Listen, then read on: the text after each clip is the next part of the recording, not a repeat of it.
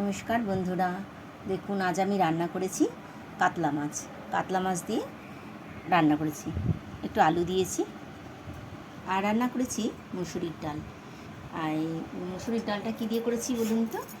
একটু লাউ দিয়ে আর ডাঁটা দিয়ে, দেখুন লাউ দিয়ে ডাঁটা দিয়ে মুসুরির ডাল করেছি।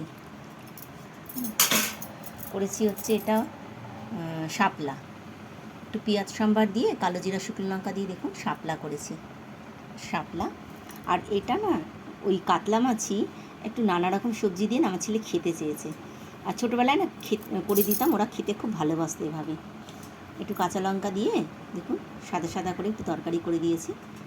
এই মাছটা একটা মাছই করেছি এরকম করে, ও খেতে চেয়েছে, দেখুন করে দিয়েছি। আর আমাদের বাড়িতে তো জানেন আপনারা 3টে স্ট্রিট ডগ আছে, তাদের জন্য একটু মাংস রান্না করেছি, দেখুন একটু গাজর দিয়ে মাংস করে রেখেছি।